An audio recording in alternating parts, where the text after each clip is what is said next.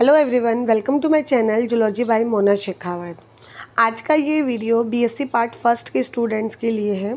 इसमें मैं आपको इम्पॉर्टेंट क्वेश्चंस बताऊंगी जो कि पेपर 1 से लिए गए हैं। सब्जेक्ट है जूलॉजी, पेपर है फर्स्ट जिसका नाम है डाइवर्सिटी ऑफ ऑर्गेनिज्म। जैसा कि कोविड के अकॉर्डिंग पेपर लिए जा रहे हैं, तो पेपर आपका 1.5 आवर का होगा।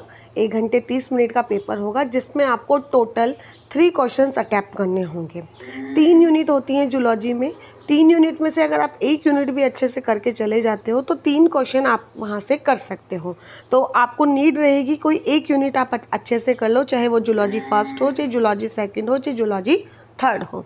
जैसा कि आप देखो, मैं आपको हर एक यूनिट में से कुछ इंपॉर्टेंट क्वेश्चन जिसमें से हर साल क्वेश्चन आते हैं, रिपीटेड रहते हैं, उन क्वेश्चंस के बारे में बता देती हूँ। यूनिट फर्स्ट में जो फर्स्ट क्वेश्चन है वो है what is taxonomy. One sec.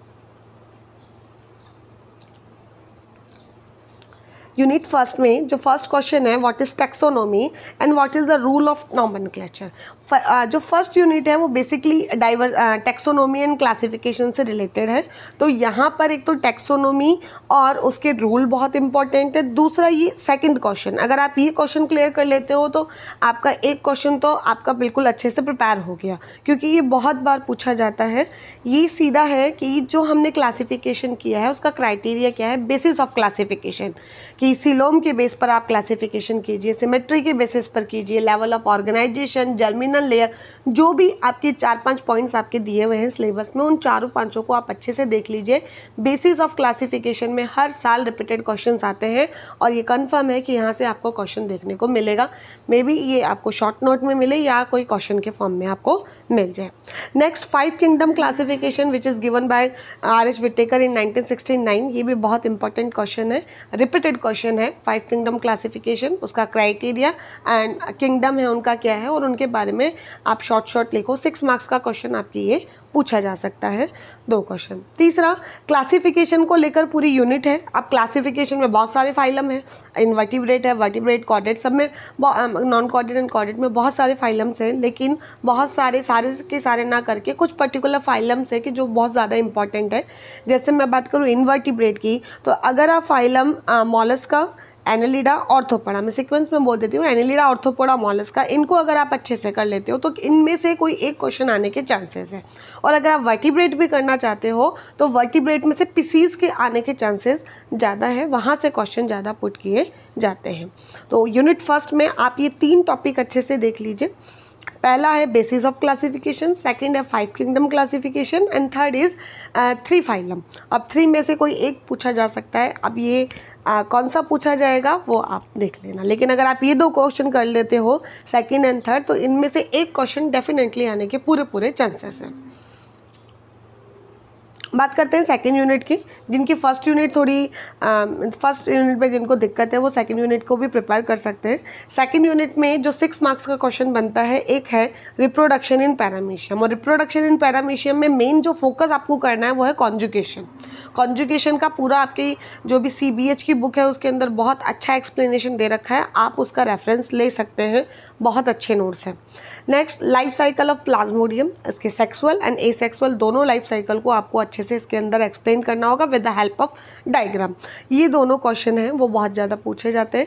Short note में ओबेलिया की लाइफ साइकिल में पॉलिप, मेड्यूसा और जो इसके अलग अलग जूड्स हैं उनके बारे में पूछा जाता है, और एक स्पंज के कैनाल सिस्टम। अब आपके साइकोन एंड ल्यूकोसोलेनिया जो आपके हैं उनमें से किसी एक का जिसका भी पूछा जा सके वो पूछा जा सकता है। Canal system, sycon, ascon, sycon, ल्यूकोन 3 तरीके का होता है, तो आप तीनों तरीके का ही कैनाल सिस्टम अच्छे से पढ़ के चले जाइए, आपको कोई दिक्कत इसके अंदर नहीं होगी।